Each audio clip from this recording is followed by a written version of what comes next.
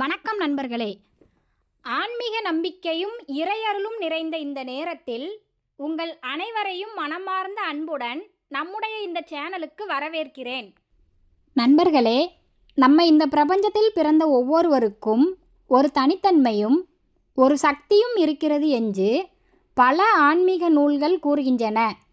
சிலருக்கு விஷ்ணு அருள் அதிகமாக இருக்கும், சிலருக்கு சக்தியம்மன் அருள் அதிகமாக இருக்கும், சிலருக்கு முருகப்பெருமான் அருள் இருக்கும். சில ராசிகளில் பிறந்தவர்களுக்கு சிவபெருமானின் அருள் மிகவும் அதிகமாக இருக்கும் என்று பல ஆன்மீக கருத்துகள் சொல்லுகின்றன.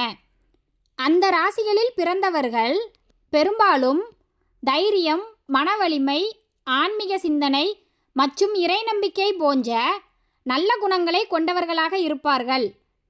இன்றைய இந்த வீடியோவில் சிவபெருமானின் வம்சத்தில் பிறந்தவர்கள் என்று கூறப்படும் 4 முக்கியமான ராசிக்காரர்கள் யார் என்பதை பற்றி நாம் பார்க்க போகிறோம். இந்த தகவல் உங்களுக்கு சுவாரஸ்யமாகவும் அதே நேரத்தில் ஆன்மீக ரீதியாகவும் ஒரு நல்ல புரிதலை தரும் என்று நம்புகிறேன். இந்த வீடியோவை ஸ்கிப் செய்யாமல் முழுவதும் பாருங்கள். ஏனெனில் கடைசி வரை பார்த்தால்தான் இந்த தகவலின் முழு அர்த்தத்தையும் நீங்கள் தெரிந்து கொள்ள முடியும். சரி நண்பர்களே, இப்போது அதிக நேரம் எடுத்துக்கொள்ளாமல் சிவபெருமானின் வம்சத்தில் பிறந்த அந்த 4 ராசிக்காரர்கள் யார் என்பதை ஒவ்வொன்றாக பார்க்கலாம். முதல்ல நம்ம பார்க்க போகிறது அந்த தட்சன் யாகத்தையே ஒரு நொடியில் தும்சம் பண்ணின வீரபத்ரனோட அம்சம் கொண்ட மேசராசி. புராணத்தில் சிவபெருமான் தன் சடாமுடியில் இருந்து ஒரு முடியை பிடுங்கி ஆக்ரோஷமாக எரிஞ்சப்போ அந்த அக்கினி பிளம்புல இருந்து உருவானவர் தான் வீரபத்திரர். அதே மாதிரி தான் மேசராசிக்காரங்களும். இவங்க கிட்ட இருக்கிற அந்த வேகம், விவேகம் யாராலையும் தடுக்க முடியாது. இவங்க ஏன் சிவவம்சம் தெரியுமா? சிவபெருமான் எப்படி ஒரு காரியத்தில் இறங்கிட்டாருன்னா அதில் வெற்றி அடையாமல் திரும்ப மாட்டாரோ அதே பிடிவாதம் இவங்க கிட்ட இருக்கும். இவங்களோட கர்மவினை என்ன தெரியுமா? அநீதியை தட்டி கேட்டு அவமானப்படுறது. நீங்கள் மற்றவங்களுக்காக போராடுவீங்க, ஆனால் கடைசியில் நீங்கள் தான் கெட்டவராக சித்தரிக்கப்படுவீங்க. இது ஏன்னா உங்ககிட்ட இருக்கிற அந்த ஈசனோட சக்தி. உங்களை சுற்றி இருக்கிற போலி முகங்களை அடையாளம் காட்ட அந்த ஈசன் செய்கிற லீலை இது. நீங்கள் ஒரு அக்கினி பிளம்பு. நெருப்பு சுடத்தான் செய்யும், ஆனால் அதுதான் உலகத்தை சுத்தம் பண்ணும். இவங்க எப்போ ஓம் நமச்சிவாய மந்திரத்தை சொல்கிறாங்களோ அப்போ இவங்க உடம்புல இருக்கிற அந்த சிவசக்தி விழிச்சிருக்கும். உங்கள் கூட யாரும் இல்லைன்னு நினைக்காதீங்க. நீங்கள் ஒரு அடி எடுத்து வச்சா உங்கள் பின்னாடி 11 ருத்ரர்களும் அணிவகுத்து நிற்பாங்க. அடுத்ததா அந்த மர்மமான ஆழமான விருச்சிக ராசி. புராணத்தில் சிவபெருமான் எப்படி காலனை உதச்சி மார்க்கண்டேயனை காப்பாற்றினாரோ அந்த மிருத்யுஞ்சய அம்சம் கொண்டவங்க தான் இவங்க. இவங்களை யாராலும் புரிஞ்சிக்கவே முடியாது. சிவபெருமான் எப்படி மயானத்தில் தியானத்தில் இருக்கும்போது ஒரு மௌனம் இருக்குமோ அதே மௌனம் இவங்க கிட்ட இருக்கும். ஆனால் அந்த மௌனத்துக்குள்ள ஒரு பெரிய பிரளயமே காத்துக்கிட்டு இருக்கும். இவங்களோட கர்மவினை துரோகம். இவங்க யாருக்கு அதிகமாக அன்பு செலுத்துகிறாங்களோ அவங்க மூலமாகவே இவங்களுக்கு பெரிய மன உளைச்சல் வரும். ஏன் தெரியுமா? சிவபெருமான் எப்படி எல்லாத்தையும் துறந்துட்டு ஒரு சுடுகாட்டில் தனித்து இருக்காரோ அதே மாதிரி இவங்களை ஒரு பக்குவப்பட்ட ஞானியாக மாற்ற இவங்க கிட்ட இருக்கிற உலகப்பச்சை அந்த ஈசன் அறுப்பாரு. உங்ககிட்ட ஒரு அபாரமான உள்ளுணர்வு இருக்கும். முன்னாடி நிற்கிறவன் என்ன சூழ்ச்சி பண்ணுறான்னு இவங்க கண்ணை பார்த்தே சொல்லிடுவாங்க. எப்பேற்பட்ட மரண பயத்தில் இருந்தும் நோயில் இருந்தும் இவங்க மீண்டு வருவாங்க.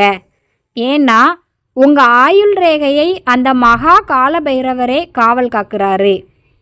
நீங்கள் அழும்போது சிந்துற ஒவ்வொரு சொட்டு கண்ணீரும் அந்த ஈசனுக்கு செய்கிற அபிஷேகம். அந்த அபிஷேகம் முடிகிற நேரம் வந்துடுச்சு. இனிமே நீங்கள் விஸ்வரூபம் எடுக்க போகிறீங்க. மூணாவதாக இருக்கிற அந்த கம்பீரமான ராசி சிம்ம ராசி. கைலாய மலையையே தன் கட்டுப்பாட்டில் வச்சிருக்க அந்த ஈசனோட அதிகார தோரணை கொண்டவங்க. புராணத்தில் ஈசன் எப்படி ஒரு புலித்தோலை ஆசனமாக போட்டுட்டு எந்த பச்சும் இல்லாமல் மகாதேவனாக வீச்சிருக்காரோ அதே கம்பீரம் உங்ககிட்ட இருக்கும். உங்கள் கர்மவினை தனிமை. சுற்றி 1000 பேர் இருந்தாலும் மனசுக்குள்ள ஒரு பெரிய பாரத்தோடவும் தனிமையோடவும் தான் இவங்க வாழ்வாங்க. இவங்க மற்றவங்களுக்கு அதிகாரத்தை செலுத்த பிறந்தவங்க. ஆனால் இவங்க வாழ்க்கையில் இவங்களுக்கே அதிகாரம் செலுத்த யாரும் இருக்க மாட்டாங்க. இவங்க கிட்ட இருக்கிற சிவரகசியம் ஆத்மலிங்கம். உங்கள் உடம்புல ஒரு தெய்வீக தேஜஸ் எப்பவும் இருக்கும். சிம்மராசிக்காரங்க தோக்கலாம், ஆனால் ஒருபோதும் மண்டியிட மாட்டாங்க. உங்கள் தலையெழுத்தை அந்த பரம்பொருளே தன் கையால் எழுதிட்டாரு. உங்களுக்கு எதிராக சூழ்ச்சி பண்ணுறவங்க எல்லாம் அந்த இமயமலையில் முட்டிட்டு சிதற மேகம் மாதிரி காணாமல் போயிடுவாங்க. இவங்க ஒரு முறை கர்ஜிச்சா எதிரிகள் நடுங்கிடுவாங்க. ஏன்னா இவங்க குரலில் அந்த ருத்ரனோட அதிரடி இருக்குது. கடைசியாக அந்த பச்சச்ச நிலையில் இருக்கிற ஆழகால விஷத்தை அருந்தின கும்பராசி.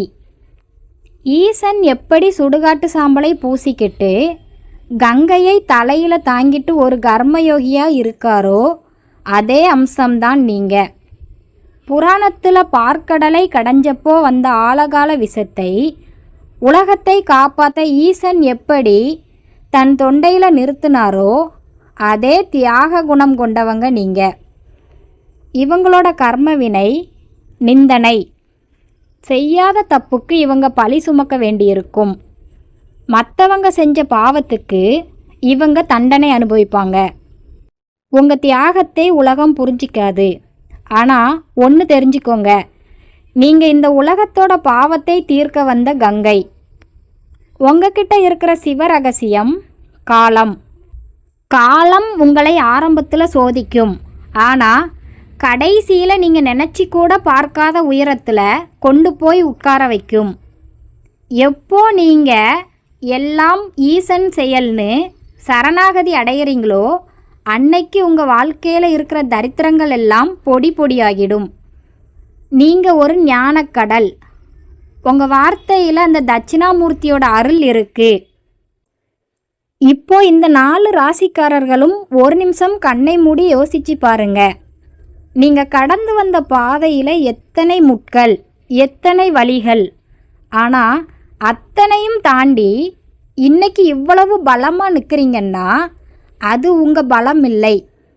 அது உங்கள் பின்னாடி நிற்கிற அந்த சுடுகாட்டு சாம்பல் பூசின சிவபெருமானோட ஆசீர்வாதம். ஈசன் அபிஷேக பிரியர். உங்கள் வாழ்க்கையில் வர்ற கண்ணீர் தான் நீங்கள் அந்த ஈசனுக்கு செய்கிற அபிஷேகம். அந்த கண்ணீரை அவர் ஏற்றுக்கிட்டு உங்கள் கர்ம வினைகளை ஒவ்வொன்றா எரிச்சிக்கிட்டு இருக்காரு.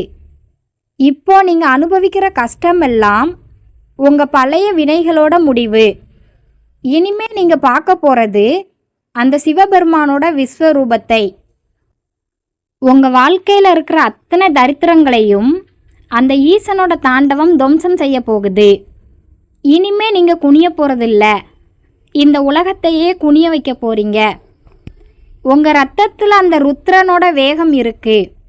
உங்கள் கண்ணில் அந்த சொக்கநாதனோட அதிகாரம் இருக்குது. இனிமே உங்களை யாரும் அசைக்க முடியாது.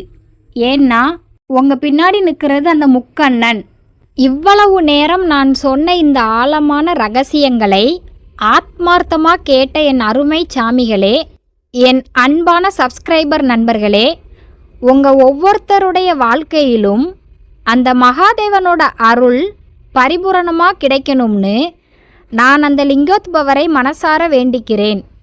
இந்த வீடியோவை நீங்கள் முழுசாக பார்த்ததுக்கு, என் மேலே வச்சிருக்கிற அந்த பெரிய நம்பிக்கைக்கு என்னோட சிரம் தாழ்ந்த நன்றிகள்.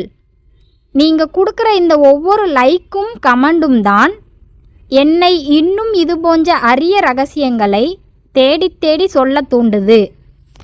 இந்த 4 ராசியில் உங்கள் ராசி எதுன்னு இப்போவே கமெண்டில் ஓம் நமச்சிவாயன்னு அந்த மந்திரத்தை ஒரு முறை டைப் பண்ணுங்க.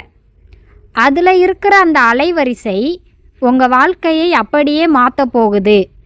உங்கள் நண்பர்கள் உறவினர்கள்னு யாருக்கெல்லாம் அந்த சிவவம்சம் இருக்குன்னு தோணுதோ அவங்களுக்கு இந்த வீடியோவை உடனே ஷேர் பண்ணுங்க.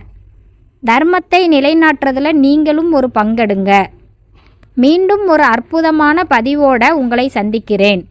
அதுவரை அந்த தட்சிணாமூர்த்தியின் அருளோடும் ஈசனின் ஆசீர்வாதத்தோடும் உங்கள் வாழ்க்கை பொன்னிறமாக ஜொலிக்கட்டும். நன்றி, வணக்கம். ஆசீர்வாதங்கள். வெற்றி உங்களுக்கு மட்டுமே.